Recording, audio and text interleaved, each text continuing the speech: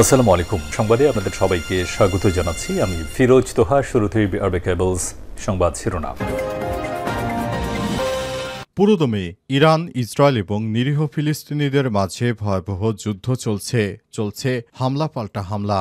এরই মাঝে আমাদের হাতে এসে পৌঁছেছে এই যুদ্ধের সর্বশেষ গুরুত্বপূর্ণ সবথেকে তাজা আপডেট সংবাদ আপনাদের জানিয়ে দিব। প্রথমেই জানাবো, গাজায় ইসরায়েলি বোমাবর্ষণে আরও ৭৮ জন নিরীহ ফিলিস্তিনি নিহত। গাজায় সরকারি খাদ্য সহায়তা কেন্দ্র সহ বিভিন্ন স্থানে ইসরায়েলি আগ্রাসনে একদিনে আরও নতুন করে ৭৮ জন নিরীহ ফিলিস্তিনি নিহত হয়েছে। এরই মধ্যে যুদ্ধবিরতির আলোচনায় নতুন গতি আসবে বলে আশাবাদী মার্কিন প্রেসিডেন্ট ডোনাল্ড ট্রাম্প। এরপর জানাবো, ইসরায়েলের বিরুদ্ধে মুসলিম দেশগুলোকে ঐক্যবদ্ধ হওয়ার আহ্বান ইরানের। ইহুদিবাদী ইসরায়েলের বিরুদ্ধে মুসলিম দেশগুলোকে ঐক্যবদ্ধ হওয়ার আহ্বান জানিয়েছে ইরানের প্রেসিডেন্ট মাসুদ পেজেশকিয়ান। আজ তেহরানে সফররত পাকিস্তানের স্বরাষ্ট্রমন্ত্রী মোহসিন নাকভির সঙ্গে বৈঠকে পেজেশকিয়ান এই আহ্বান জানান। আজ পেস টিভির এক প্রতিবেদনে বিষয়টি নিশ্চিত করা হয়েছে। এদিকে ইরাকে মার্কিন পরিচালিত তেল ক্ষেত্রে বিস্ফোরণ। ইরাকের স্বায়ত্তশাসিত কুর্দিস্তান অঞ্চলে মার্কিন কোম্পানি পরিচালিত একটি তেল ক্ষেত্রে বিস্ফোরণের ঘটনা ঘটেছে। আজ এই বিস্ফোরণের ঘটনায় তেলক্ষেত্রটির কার্যক্রম স্থগিত করেছে কোম্পানিটি। এক প্রতিবেদনে এই তথ্য জানিয়েছে আল আরাবিয়া। এদিকে ঘুষ কেলেঙ্কারিতে পদত্যাগ করেছেন নেপালের মন্ত্রী। বড় ধরনের ঘুষ কেলেঙ্কারির মুখে নেপালের কেন্দ্রীয় সরকারের ফেডারেল ও সাধারণ প্রশাসন মন্ত্রী রাজকুমার গুপ্তা পদত্যাগ করেছেন। বিষয়টি আজ সামাজিক যোগাযোগ মাধ্যম ফেসবুক পোস্টে নিশ্চিত করেছেন তিনি। এবং সর্বশেষ জানাবো, গাড়ি থামিয়ে ঘুষের অভিযোগ, ২৫০৬ পুলিশ সদস্য প্রত্যাহার। ব্রাহ্মণবাড়িয়ায় গাড়ি থামিয়ে ঘুষ গ্রহণের অভিযোগে খাটিহাতা হাইওয়ে থানার ২৫০৬ পুলিশ সদস্যকে প্রত্যাহার করা হয়েছে। তাদের প্রত্যাহার করা হলেও আজ বিষয়টি জানাজানি হয়ে গেছে। প্রত্যাহার করা কর্মকর্তারা হলেন ব্রাহ্মণবাড়িয়া সরাইল খাটিহাতা হাইওয়ে থানার ভারপ্রাপ্ত কর্মকর্তা ওসি মোহাম্মদ মামুন রহমান, সহকারী উপপরিদর্শক এসআই বিপ্লব বড়ুয়া এবং কনস্টেবল মোহাম্মদ শাহাবুদ্দিন, মোহাম্মদ মন্টু, সাকিবুল ও জহির মিয়া। প্রিয় দর্শক, এতক্ষণ শুনছিলেন সংবাদ শিরোনাম, এবারে বিস্তারিত। তবে তার আগে বন্ধুরা, অনুরোধ থাকবে এই সংবাদটিতে একটি লাইক দিন। এই চ্যানেলে আপনি নতুন হয়ে থাকলে আমাদের সংবাদটি দেখতে দেখতে চ্যানেলটি সাবস্ক্রাইব করে রাখুন। কমেন্ট করে বন্ধুরা আপনার মূল্যবান মতামত জানিয়ে দিন আপনি বিশ্বের কোন দেশ থেকে বা বাংলাদেশের কোন স্থান থেকে আমাদের সংবাদটি দেখছেন এবং শুনছেন। আর বন্ধুরা, গাজা যুদ্ধে আপনি যদি নিরীহ ফিলিস্তিনিদের ভালোবেসে থাকেন, কমেন্টে ইয়েস লিখে বিশ্ববাসীকে জানিয়ে দিন। সংবাদটি আপনার সোশ্যাল মিডিয়া ফেসবুকে শেয়ার করে বন্ধুদেরও দেখার সুযোগ করে দিন। এবারে বিস্তারিত। গাজায় ইসরায়েলি বোমাবর্ষণে আরও নতুন করে ৭৮ জন নিরীহ ফিলিস্তিনি নিহত।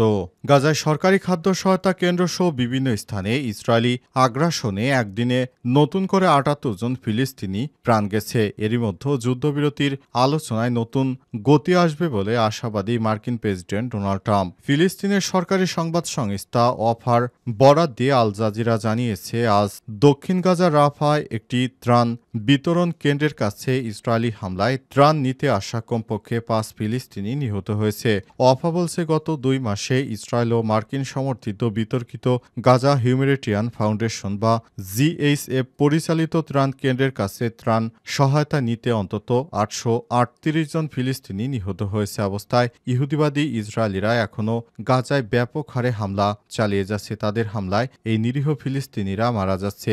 নতুন নতুন হামলায় প্রাণ হারাচ্ছে গাজায় নিরীহ ফিলিস্তিনিরা। তাদের হামলায় গাজায় ত্রাণ নিতে আসা অধিকাংশ যারা মারা যাচ্ছে তারা হচ্ছে শিশুদের লক্ষ্য করে ইহুদিবাদী ইসরায়েলের সেনারা এই হামলাগুলো চালিয়ে যাচ্ছে। এই হামলায় প্রাণ হারাচ্ছে অসংখ্য নিরীহ ফিলিস্তিনি। তাদের হামলার কারণে পুরো গাজা এখন ধ্বংসস্তূপে পরিণত হয়েছে। গত ১২ ঘন্টায় নতুন করে আবার ৭৮ জন ফিলিস্তিনিকে হত্যা করল দখলদার বাহিনী।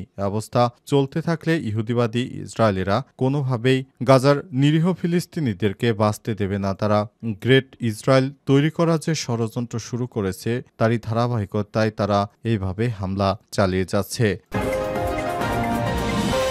ইসরায়েলের বিরুদ্ধে মুসলিম দেশগুলোকে ঐক্যবদ্ধ হওয়ার আহ্বান ইরানের। ইহুদিবাদী ইসরায়েল যে ধরনের আগ্রাসন শুরু করেছে, এতে করে ইহুদিবাদী ইসরায়েলরা পুরো মধ্যপ্রাচ্য জুড়ে তাদের গ্রেট ইসরায়েল তৈরি করার যে ষড়যন্ত্র নিয়ে তারা এগিয়ে যাচ্ছে, এটিকে থামাতে হলে অবশ্যই মুসলিম বিশ্বকে অবশ্যই তাদের মতো করে তাদের সবার সঙ্গে একতা আনতে হবে, যাতে করে ইহুদিবাদী ইসরায়েলের এই আগ্রাসন ঠেকানো যায়। এ কারণে ইরানের প্রেসিডেন্ট মাসুদ পেজেশকিয়ান আজ জানিয়েছেন, ইহুদিবাদী ইসরায়েলের বিরুদ্ধে পুরো মুসলিম বিশ্বকে একত্র হতে হবে, তা না হলে ইহুদিবাদীরা যে ধরনের আগ্রাসন শুরু করেছে তাদেরকে কোনোভাবেই থামানো যাবে না। তাদের ভবিষ্যৎ প্ল্যান হচ্ছে তারা পুরোপুরি মধ্যপ্রাচ্যের সৌদি আরবের বিভিন্ন অংশসহ তারা ইরান এবং এমনকি পাকিস্তানের কাছ থেকেও পারমাণবিক অস্ত্র কেড়ে নিয়ে তাদের আগ্রাসন চালাবে। তাই মুসলিম বিশ্বকে এখনই সতর্ক থাকতে হবে, যাতে করে ভবিষ্যতে ইহুদিরা এই ধরনের কোনো কার্যকলাপ না চালাতে পারে। ইহুদিবাদী ইসরায়েলকে অবশ্যই থামাতে হবে, এই ধ্বংসযজ্ঞ থেকে তাদেরকে ফেরাতে হবে, তা না হলে তারা যেভাবে মুসলিম নিধন শুরু করেছে, ভবিষ্যতে হয়তো পুরো পৃথিবী জুড়ে মুসলিমদের কোনো অস্তিত্ব থাকবে না, তাদের অস্তিত্বকে ধ্বংসের মুখে ফেলে দেবে ইহুদিরা। তারা এভাবেই সামনের দিকে এগিয়ে চলেছে, তারা চায় পুরো মুসলিম জাতিকে একদম তিলে তিলে ধ্বংস করতে। এ কারণে নতুন নতুন চক্রান্ত শুরু করেছে নেতানিয়াহু। ইরাকে মার্কিন কোম্পানি পরিচালিত তেল ক্ষেত্রে বিস্ফোরণ। ইরাকের স্বায়ত্তশাসিত কুর্দিস্তান অঞ্চলে মার্কিন কোম্পানি পরিচালিত একটি তেল ক্ষেত্রে বিস্ফোরণের ঘটনা ঘটেছে। আজ এই বিস্ফোরণের ঘটনায় তেল ক্ষেত্রটির কার্যক্রম স্থগিত করেছে কোম্পানিটি। এক প্রতিবেদনে তথ্য জানিয়েছে আল জাজিরা। এইচকেএন এনার্জি এক বিবৃতিতে জানিয়েছে, স্থানীয় সময় সকাল ৭টায় সারং ফিল্ডে তাদের একটি উৎপাদন কেন্দ্রে বিস্ফোরণের ঘটনা ঘটে। স্থানটি সুরক্ষিত না হওয়া পর্যন্ত ক্ষতিগ্রস্ত কেন্দ্রের কার্যক্রম স্থগিত থাকবে। বিস্ফোরণের কারণে বা ক্ষয়ক্ষতির বিস্তারিত তথ্য জানায়নি কোম্পানিটি। তবে কুর্দিস্তানের প্রাকৃতিক সম্পদ মন্ত্রণালয় পরে জানিয়েছে, সারং তেল ক্ষেত্রে বিস্ফোরণটি একটি ড্রোন হামলার কারণে ঘটেছে। একই সঙ্গে এই হামলাকে কুর্দিস্তান অঞ্চলের গুরুত্বপূর্ণ অর্থনৈতিক অবকাঠামোর বিরুদ্ধে সন্ত্রাসবাদের একটি কাজ বলে অভিহিত করেছে কুর্দিস্তানের প্রাকৃতিক সম্পদ মন্ত্রণালয়। কুর্দিস্তানের ৩টি বিস্ফোরক বোঝাই ড্রোন হামলার খবর পাওয়ার পর একদিন পর সারসাং ক্ষেত্রটিতে বিস্ফোরণের ঘটনা ঘটে। ৩টি ড্রোন হামলার মধ্যে একটি ড্রোন সেনাদের আবাসস্থলে ইরবিল বিমানবন্দরের কাছে ভূপাতিত করা হয়েছে এবং আরও ২টি খুরমালা তেল ক্ষেত্রে আঘাত হানে। অবস্থায় সেখানে আতঙ্ক বিরাজ করছে।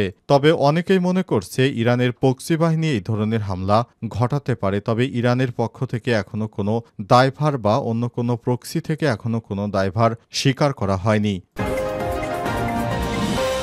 গাড়ি থেকে নামিয়ে ঘুষের অভিযোগ, ওসিসহ ৬ পুলিশ সদস্য প্রত্যাহার। ব্রাহ্মণবাড়িয়ায় গাড়ি থেকে নামিয়ে ঘুষ গ্রহণের অভিযোগে খাটিহাতা হাইওয়ে থানা ওসিসহ ৬ পুলিশ সদস্যকে প্রত্যাহার করেছে।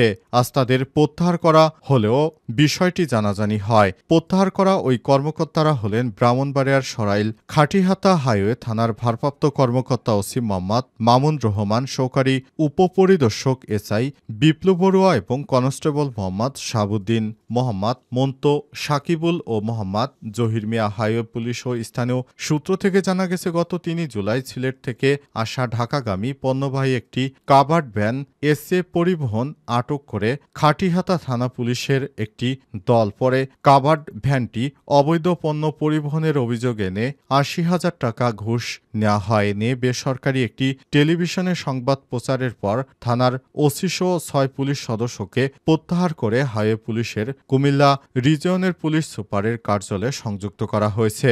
জানা গেছে, পুলিশ সদস্যরা অন্তর্বর্তীকালীন সরকারের অধীনে বর্তমানে তাদেরকে যেভাবে দায়িত্ব পালন করার কথা বলা হয়েছে, কিন্তু তারা তাদের ব্যক্তিস্বার্থ উদ্ধারে ব্যস্ত। এ কারণে পুলিশ সদস্যদের বিরুদ্ধে কঠোর হতে শুরু করেছে পুলিশের ঊর্ধ্বতন কর্মকর্তারা। তারা অনেকেই মনে করেছে যে আমরা আগের মতোই হয়তো ঘুষ ও দুর্নীতিতে যুক্ত হতে পারবো, কিন্তু অন্তর্বর্তীকালীন সরকারের কঠোর নির্দেশনার কারণে তারা এখন আর আগের মতো ঘুষ কেলেঙ্কারির সঙ্গে যুক্ত হতে পারছে না। তাদেরকে অন্তর্বর্তীকালীন সরকারের পক্ষ থেকে বারবার হুঁশিয়ারি দেওয়া হচ্ছে, কেউ যদি ঘুষ ও চাঁদাবাজির সঙ্গে যুক্ত থাকে তাহলে তাদের বিরুদ্ধে ব্যবস্থা গ্রহণ করবে অন্তর্বর্তীকালীন সরকার। এ কারণে অন্তর্বর্তীকালীন সরকারের পক্ষ থেকে তাদের বিরুদ্ধে কঠোর শাস্তিমূলক ব্যবস্থা গ্রহণ করা হচ্ছে।